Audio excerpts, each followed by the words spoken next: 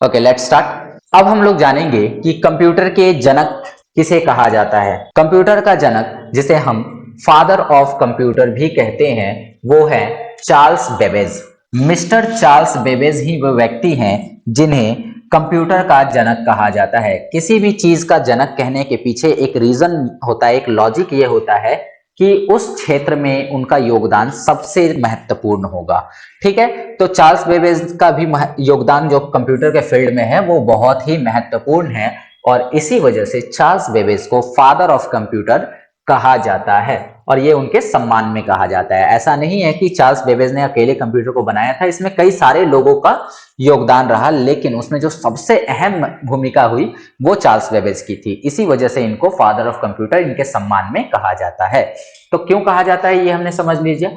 अब चलो आगे देखते हैं कि इनको फादर ऑफ कंप्यूटर कहा जाता है क्योंकि इन्होंने ही सबसे पहला मैकेनिकल जनरल पर्पस कंप्यूटर बनाया था। ठीक है, सबसे पहला मैकेनिकल, मैकेनिकल का अर्थ हुआ भाप से चलने वाला। ठीक है, मैकेनिकल का अर्थ हुआ कि ये इलेक्ट्रिसिटी से नहीं चलता था बल्कि भाप से चलता था। और साथ ही साथ जनरल पर्पस, जनरल पर्पस मतलब ये ज्यादा कामों को कर सकता था, यानी जितने काम बाकी के कंप्यूटर कर सकते थे उससे कहीं ज्यादा काम ये कंप्यूटर आराम से उस समय कर सकता था। तो ये हो गया जनरल पर्पस, मतलब बहुत ज्यादा इसके अंदर फैसिलिटीज थी बाकी की तुलना में।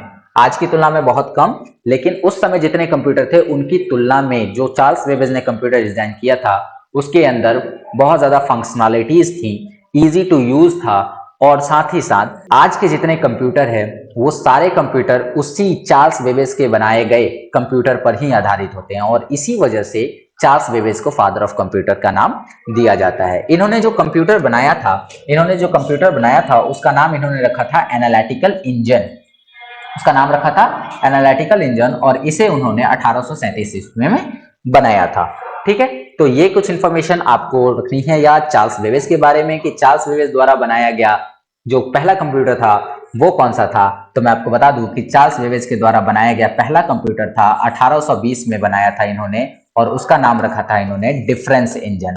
ठीक है, तो याद रखिएगा इसका नाम क्या रखा था, डिफरेंस इंजन। स्पेलिंग आप लिख लेना, डिफरेंस इंजन इसका नाम रखा था। इसके बाद 17 साल बाद फिर इन्होंने बनाया एनालिटिकल इंजन, और एनालिटिकल इंजन किसका एडवांस फॉर्म था, तो ये एडवांस फॉर्म था डिफरेंस इंजन का है। ठीक है, तो इस बात को याद रखिएगा कि डिफरेंस इंजन के अंदर जो कमियां थी उसको दूर करने के लिए चार्ल्स बेबेज ने अपना दूसरा कंप्यूटर बनाया और उस कंप्यूटर का नाम रखा एनालिटिकल इंजन। और आज जितने भी हम कंप्यूटर यूज कर रहे हैं वो सब कहीं ना कहीं एनालिटिकल इंजन के ही कॉन्सेप्ट पर आधारित हैं।